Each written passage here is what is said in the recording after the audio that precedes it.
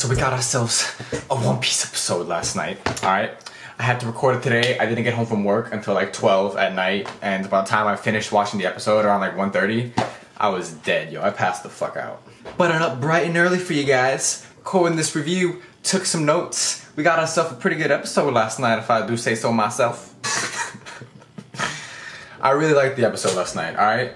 Let's just put that out there. So One Piece episode 769, Red Stone, the guide to the One Piece. And this episode opens up with Raizo, like where we left off last episode, with the reveal of Raizo saying that if anyone is like hurt or if like this, like, he's gonna like hate you forever, but it's just the introduction to Raizo's character, right?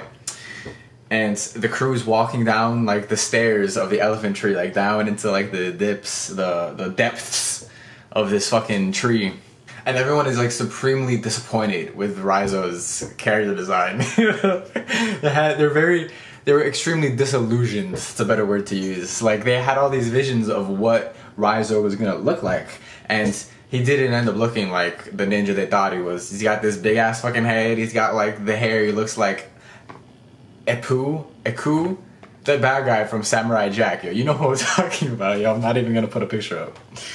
But we get so many funny ass bits with this guy, yo. Like, it was like straight up Naruto for the first half of this episode. Like, the crew asking Raizo, like, show me like your shadow. Like, Law literally says, like, he's like, show me your shadow clone jutsu, yo. Like, straight up, bro. Like, and like, Luffy and Usopp like, show me like the fire style, show me the water style jutsu. And then it's just like, what the fuck? And Luffy's like, show me the shurikens. And he's like,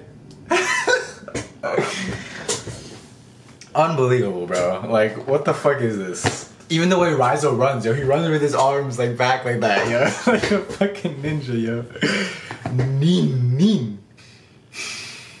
I don't really blame him. I would want to be a ninja.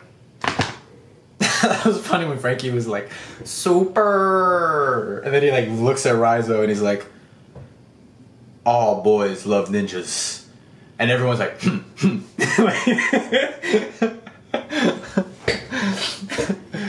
But yeah, that whole scene was awesome. I love, you know, like how they're developing Raizo. He's gonna be like a great character in the future, you know, like I'm really looking forward to seeing more of him because, you know, it's like the trio of Kanjuro, Kinemon, and Raizo, it's like it's complete now, you know, like when you see them together, they kind of fit, you know what I mean? They kind of like, they look good together.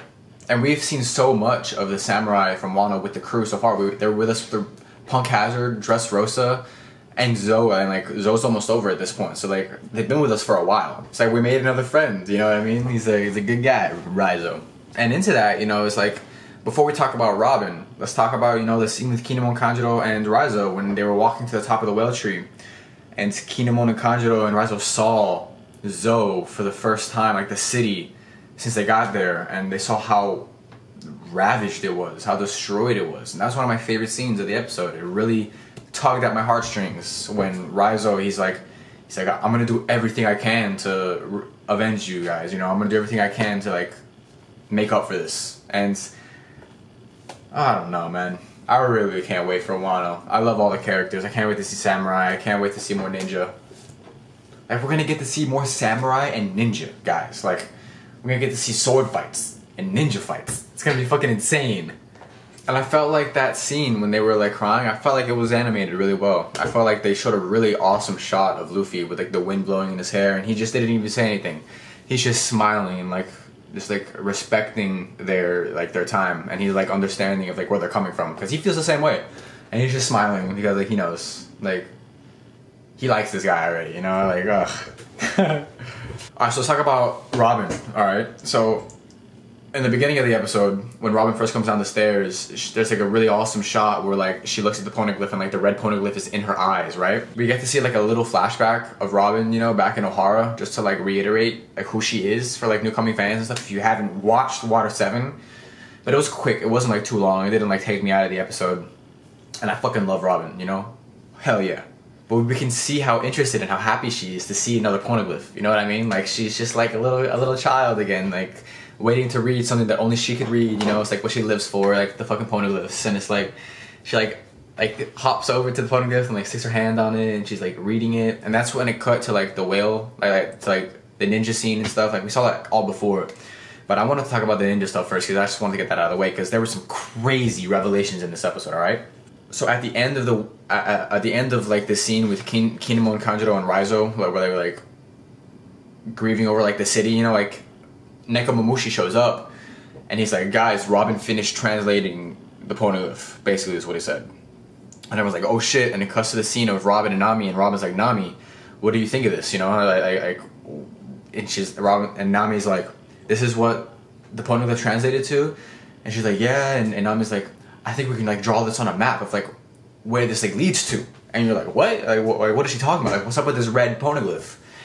And then fucking Dog Storm Inuarashi goes on to explain how this red poneglyph is called the road poneglyph. Okay? And the road poneglyph,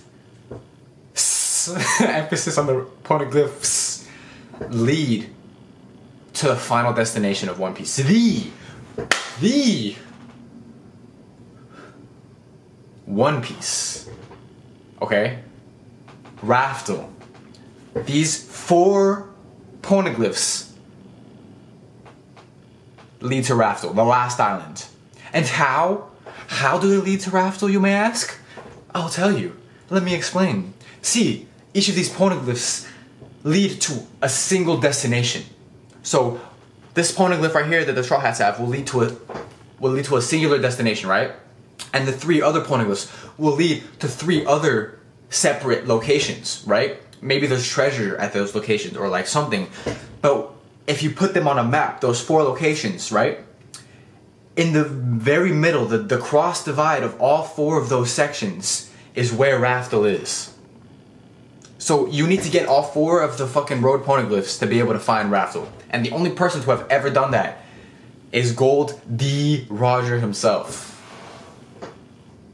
What's good? And with this revelation, the crew is like freaking out. Luffy's like, Raftel, wait, One Piece? This poneglyph leads to the One Piece? And then Usopp comes over and like smacks him in the head. He's like no, let him finish talking. It was funny as fuck, bro. Like everyone is just like we got a shot of every single Straw Hat's face, and they're all like yes, you know. They're like, oh my god, like we're getting there, yo. This is it. We're getting into the juiciness, and they know it, and we know it. And One Piece is gonna be so lit for the next like forever, bro. Like until it ends. Like this is it, man. This is it. Okay. We're almost there. We're almost at the finish line of this. We're about 70% done.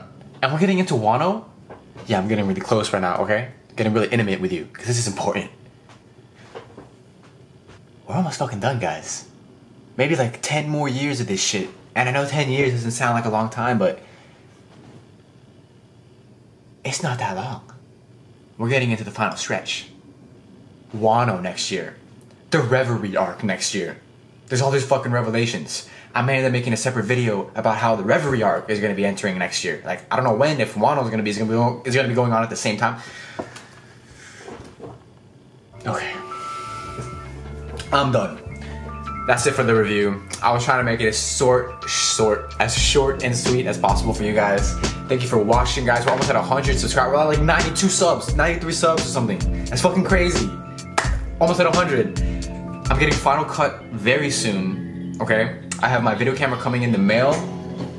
Still can't use my fucking microphone. Here, let me show it for you guys who haven't seen it. It's so nice. Look at this fucker, bro. I can't even use it because I can't plug in the jack to my camera. It's whack, man. Check out, I hope you enjoyed the review. I'll be bringing you more stuff soon. I think we get a One Piece chapter next week. I'm gonna bring you more content. Check, guys, look forward to it, and I will see y'all next time. Peace out.